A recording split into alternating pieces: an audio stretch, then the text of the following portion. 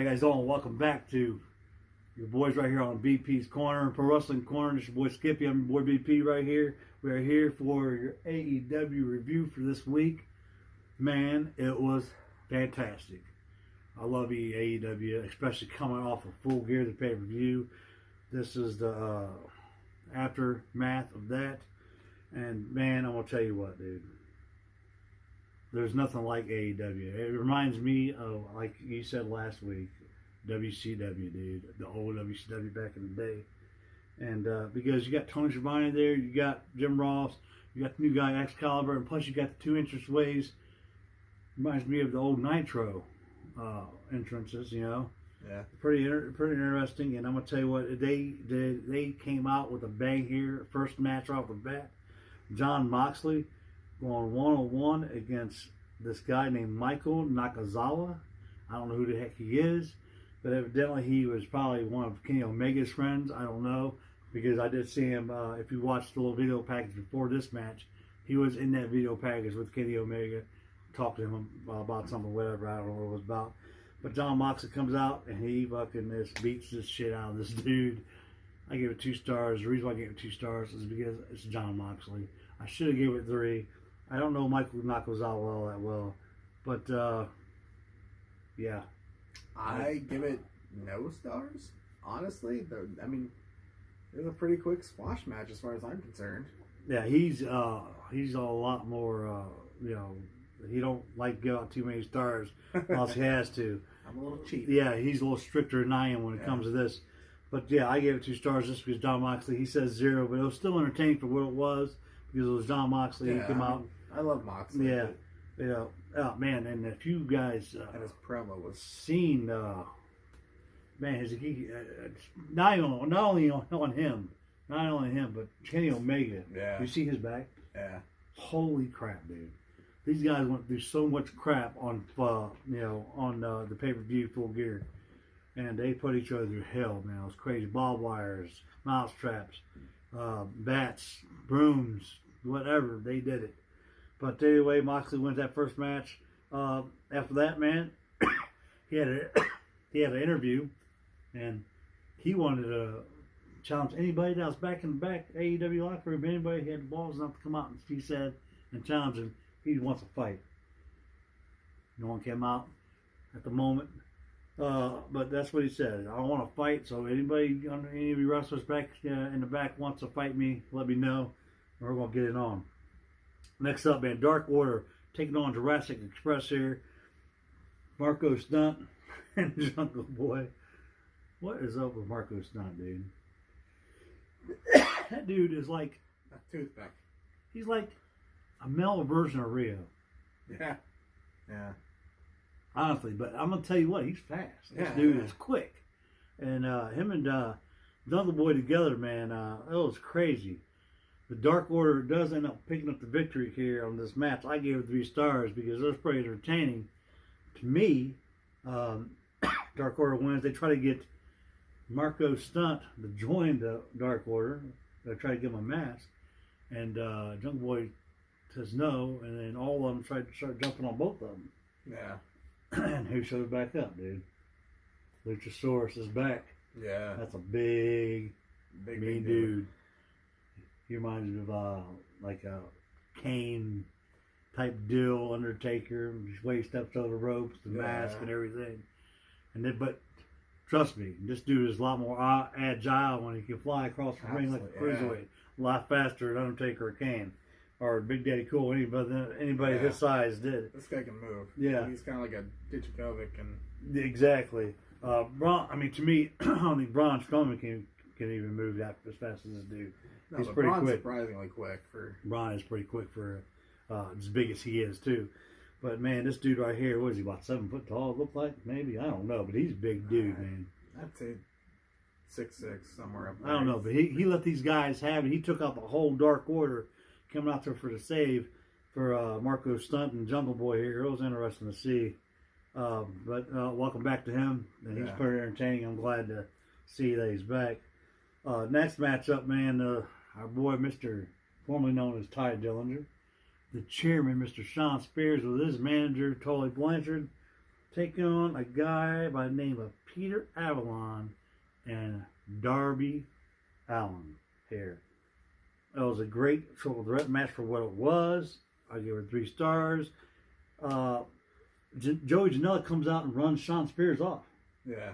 They got a big. Yeah, I don't think that's over with yet. No, I don't think that has over with at all, because remember, Full Gear, they had a really good match, and I think Joey Janela was not too happy about the outcome of that, so he came out and interjected himself into this match and ran Tully Blanchard and Shawn Spears both off, and Darby Allin ends up picking up the victory here. And after he picked up the victory, he picks up the mic, and he's the one that accepts Jon Moxley's challenge. Yeah, I'm afraid of what that could lead to. These two both are crazy. They're idiots. Moxley, Nuts. Moxley, I don't think there's anything more crazy than Moxley. Crazy. And then Darby Allin, just, you know. He's about the same. He's about right up there with Moxley. Of course, he might not be as big as Moxley, but that dude is as strange as Moxley and as deranged as Jon Moxley is. And that should be a great match. That's going to be we'll get to it. A fantastic match, probably. I'm thinking that's happening next week. I think they said on AEW. Yeah. That match will happen next week. So that should be good. If you guys want to see a good match, that was definitely it. Next up, man, your girl, or Shem, Nia Rose, going against. Gotta be my girl. Hold on a minute. Going against Danny Jordan. She looked pretty good. She had a real dick booty. But Nyla Rose. For some reason, man, she has a sort of a heel change. Something happened with her. Wasn't she face at one time during the tournament? I couldn't tell you. I don't know. I don't remember if she was a face or not. But Nyla Rose has picked up a different attitude as of lately, and she. I only give this match 1 star, by the way, because I'm not a big fan of Nyla Rose. I'm really not. Danny Jordan, congratulations to her for even being able to do any type of thing with this big Nyla Rose. I gave it 1 star. Nyla Rose did pick up the victory here. I'm not trying to sound insensitive, and I know it's just sports entertainment. It's not a real sport per se, but it seems very strange how a woman go against a transgendered woman. That's kind of like the whole race situation when the women had a race against the transgender males, and they were just a lot more faster, and they were bitching about, okay, this is unfair, which I think it is unfair for them. I mean, if they're going to do that, maybe they should put them in a class of their own if they're going to be transgender. I'm sure there's other transgender athletes out there that can go against these guys. Since this is wrestling, I kind of... I don't know, though, since it's wrestling. But yeah, it's... And I'm not trying to be political here or anything. I'm accepting of everybody. Right. But there is scientific evidence that, the testosterone factor, being a man at one point gives you an advantage. A big time advantage. And you can tell Nyla Rose. I'm all for acceptance, but we also got to look at how fair it is on some of this stuff. Yeah, exactly. And you can tell Nyla Rose is was a man at one time. But you can tell. Well, sure. But just like our boy, the role model Rick Lee, you could tell that he was a man at one time. That's a shot at you there, Rick. But anyway, that was pretty funny. That was funny, Rick. I think you'll get me back on that one. But anyway, so that happened. Next up, Tony Giovanni comes out. He's talking to beautiful Allie. She's phenomenal looking. He was on the rampway there, and the lights go out, and Awesome Kong and Brandy show up. Yep. Awesome Kong takes Allie out, and what do? Take another lock of hair. That's very strange. I don't know what's going on. It is very, very strange. But hey, I don't know what it's leading to here, but I get it. Maybe it's just trophies, but hey. That's exactly what it is. It kind of reminds you of like an old horror flick when the killer might take some ears or some teeth or something and save them. So, and now Karma or Awesome Kong is taking locks of hair. Maybe You know what it has to do with Brandy. That was a pretty crazy knife or scissors she had. You see it? Yeah, she With kept the hook. rolling around. Yeah, that was pretty weird I can't looking. wait for her to cut her own finger off or something. That could happen. If you guys pay attention to Awesome Kong and her career, you guys know where she came from, Impact, and you guys know what she's done. Right now, she's on a show called Glow Yes. right now, and she's doing a phenomenal job on that show. So if you guys are not familiar with that, I think she plays the character, the welfare queen, on that, and she's really great. So yeah, that's a little tidbit there for you. Next up, man, Chris Jericho comes out to the ring. He's got a mic, and he's running his mouth. I'm telling you what, man, I gotta say this. Rick Leeb reminds me of an old Chris Jericho back in the day, young Chris Jericho, because he's got the mouthpiece for it. But we'll get into that later on. But anyway, Jericho comes out. He has the mic, and he's talking about Cody Rhodes, about what happened at Full Gear. And all of a sudden, Cody Rhodes' entrance comes out. Not his music, but this is entrance. Yeah. And MJF is right there using his entrance and comes out, and he's talking also shit. He's talking mad shit against Cody too.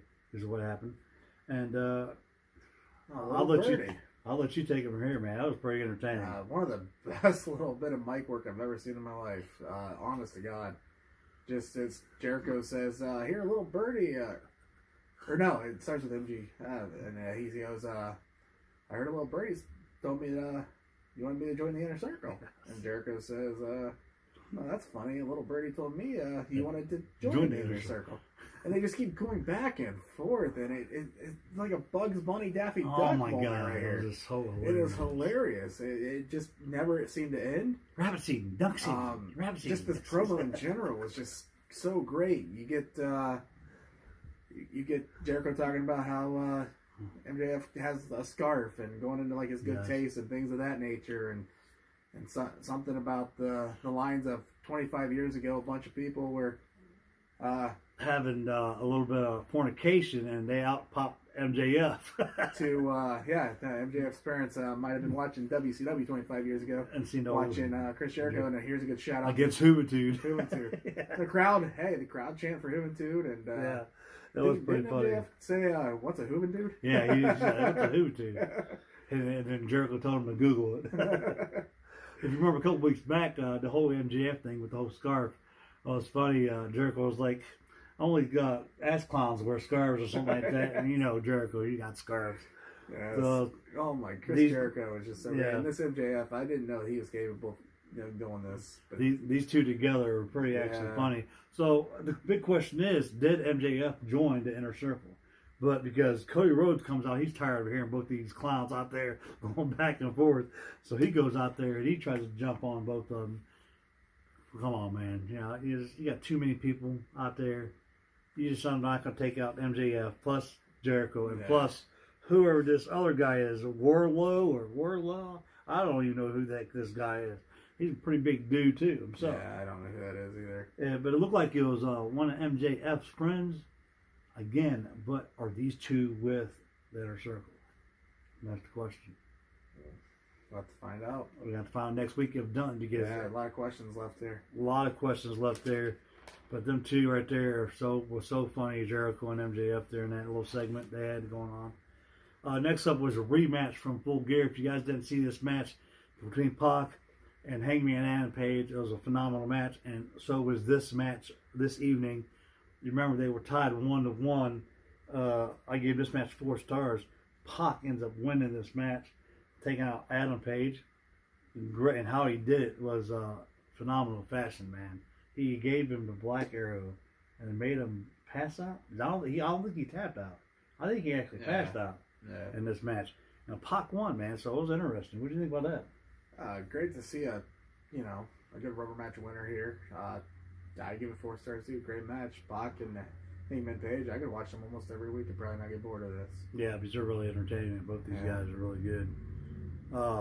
Man, next up, man, we got the Young Bucks and backstage. And they are fighting with pride and power here. If you guys don't know who that is, it's LAX from Impact.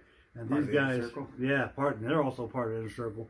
And they were going at it backstage big time. the brawl came out to the ringside and then up towards the ramp again. They ended up throwing, I think it was Matt Jackson or maybe it was Nick, one of them threw the ramp like they did Ricky Morton the following week, and they were getting ready to do something to Nick, the other brother, and out comes our boys, Mr. Private Parties. They both of them come out, Private Party, and so and now next week, Private Party's going to go against Proud and Powerful. That should be a great match. That's going to be a good match, probably entertaining. But yeah, my favorite part of that whole segment had to be when the bathroom door gets busted open and backstage still. Yeah. And who was standing there? Just Orange Cassidy right there in the door, hand in his pockets, looking all cool, and everybody's kind of looking at him like, okay. Phenomenal. That was just funny. I had a good laugh at that. AEW, they're good for a few laughs here. They really are. And they're I think it's getting funnier every week. I see something different and new from them, and it's just funny. And they're actually new right now. They're like the new thing, so I can see why people are like in AEW more than they would NXT or any other thing else in the WWE right now, because they are like the new toy. I think what's best about AEW is they're not worried about television ratings. Like, they're not afraid to go out there and say fuck, piss, shit, damn. They're not. We're probably going to get censored. I hope not, but they're really not. They're not. They don't have writers telling them what to say. They're going out there and winging it, and they're just doing a great job doing it. Absolutely. Dean Ambrose should have never had as many restrictions on him as he did, because he had great mic work.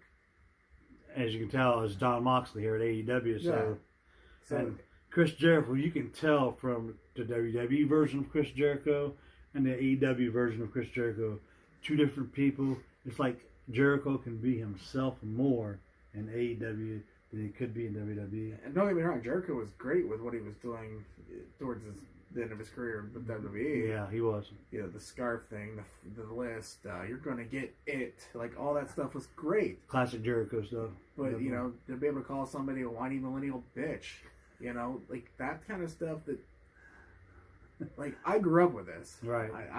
You're a little older than me, but I grew up with Stone Cold, That's the Attitude Era. If you guys don't know the Attitude Era, that's I'm used to that kind of stuff, and then it got really watered down. And I think AEW not having to care about PG-14 or whatever. I think it all started. I'm gonna tell you what. This all started with WCW. I gotta give WCW all the credit in the world, because they're the ones that started this war with WWE. And if they wouldn't have started the war with WWE, then Vince and them wouldn't have went to the Attitude Era. They would never had Stone Cold. AEW is following the blueprint that WCW used to win the Monday Night Wars. Exactly. I totally agree with that. And they're doing a pretty good job right now, but NXT's just a little bit behind them. But you got in the backstage, you got Arn Anderson, you got Dean Link, you got guys that really helped get WCW where it was. Absolutely, man. Help calling the shots here. So all right. This is why I like AEW better. It feels like a more grown up product. Things aren't so watered down. This is like a more adult version of entertainment for wrestling than I mean, NXT is too, but like Raw and SmackDown are not there yet. I mean, I'm sure they'll get there at some point, but not anytime this year. Maybe not anytime next year. Here's an example. Why the hell are OC going by the Mother Lovers? They're motherfuckers, all right? Like, stop. Push the envelope a little bit. You know what I mean? Right. Exactly. Carl Anderson and Gallows and AJ, they came from New Japan. AJ came from Impact before that. So they know how to push the envelope a little bit. But anyway, man, so that happened with the Young Bucks. It was really entertaining, a little segment there with Proud and Powerful and Private Party. And your main event for this whole AEW thing was for the AEW Tag Team titles. SCU comes out to defend their titles against Le Champion, Chris Jericho, and Sammy Guevara here. And that was a fantastic match, dude. 4 stars from me. I don't give a crap. But you know what's really surprised me? Because I thought for sure Jericho and Sammy Guevara was going to win this match. But SCU came out with the victory, and it was pretty crazy how they did. Le Champion. Scorpio Sky pinned Le Champion. And it was interesting to see. It was really funny. I give it 4 stars too, man. Just a great match. Yeah, absolutely. That Justin Bieber kid, he's really good in the ring. Sammy Guevara. I'm surprised he's not singing "Baby, Baby," trying to get people to lay down for him or something. But The Spanish guy. He's Spanish Justin Bieber. Let's be real here. Yeah, you know what? The only thing that surprised me was why Jericho and Guevara were the number one contenders. Why they were being given a title shot. I don't know. I mean, I'm all for it. The Inner Circle is kind of like the dominant faction on AEW right now. But, you're right about that. I think at some point, I think the Proud and Powerful is going to have these tag team championship belts. And I think the Inner Circle might have all the championships there. Very possible. Especially if Nyla Rose joins these clowns and she ends up beating Rio for the title. Now, or maybe curious. Richburg. Yeah. I don't know. Here's what I'm curious about is there going to be a mid-card title brought up anytime soon? See, it was funny because I seen something. Somebody asked one of the Young Bucks about another title maybe, and they said not that they knew of right now. But there might be, but they didn't know of anything, so I don't know. Yeah. Because I've seen on social media, they asked, I think it was Matt Jackson about a mid-card title, and he said that he hasn't heard anything about it. And, Matt Jackson, he is one of the founding members of this whole AEW thing, along with Cody Rhodes and Jericho and Omega, all these guys. I think right now they're doing enough of a job with storytelling that they don't necessarily need all the belts like WWE does. Right. But when you got people like Omega and John Moxley, and these guys put on one hell of stories like Pac and Hangman Page and the Young Bucks and Proud and Powerful. When you got all these people, you don't need titles because they can tell a story themselves. A good feud always trumps a belt. I mean, exactly. A feud for a belt's good. I mean, like Triple H and The Rock, that was one of the greatest feuds ever. Definitely. Absolutely. But it's just one of them things. Like, do they need another belt? Maybe not. A lot of small guys. I mean, could they use a cruiserweight title as well? No. Maybe. But right now, I don't think they need it. Right. Well, but that, like I said, man, that was a phenomenal AEW for what it was. Yeah, and like I said on our NXT tape, I think AEW is consistently winning every week. Which I do have to agree with that, but I just think NXT is putting on better matches. I think NXT is putting on better matches. But AEW, I think, is more entertaining. Yes. You know what I'm saying? I think AEW is more entertaining, but NXT's putting on better matches, I think. Some of the AEW matches are up there, though, too, though. They're not, like, crappy matches. The Full Gear, Unsanctioned, John Moxley, Kenny Omega. Google it. Look it up. It was fantastic. Great match. Yeah. There wasn't a bad match on the AEW card. Not at all, dude. So that said, like, I'm consistently until NXT can find a way to beat. NXT's the only thing close that WWE has. Yeah, because SmackDown Raw is not even close. They're not even close to NXT. I don't give a shit. So Survivor Series, you guys know who I'm picking. NXT all the way. Yeah. To win the whole thing. I'm hoping a clean sweep. Yeah, that'll be fantastic. It'll be awesome. But other than that, man, phenomenal night for AEW. This right after their great pay-per-view, Full Gear. Yeah, man, holy crap. But I want to give a shout out to our boys out there, Rubber City Wrestling, Mr. Rick Lieb, the role model. If you want to see Mr. Rick Lieb maybe be a guest star on our show, get a hold of him. Tell him to stop hiding behind the RCW logo and that championship. That's one of our buddies there. He's a good dude. He's pretty funny. So get a hold of him and tell him, that he can come over here on our show, or hey, we'll even come there, to spotlight. But anyway, thanks a lot so much for joining me and Skippy right here. As always on YouTube, and like, comment, share, subscribe. If you guys got any questions for me or him, or if you guys have got any questions about the local talent around there, RCW, get a hold of me, and I'll try to get a hold of Rick, and we'll see if we can get you guys some tickets. If you guys want to go check them out, they're entertaining. It's RCW, it's Rubber City Wrestling. So there you go. And then again, like I said, like, comment, share, subscribe. Always hit this post notification button up here, this little bell button up here, for all our videos. And as always, me and Skippy will see you guys right back here on the corner.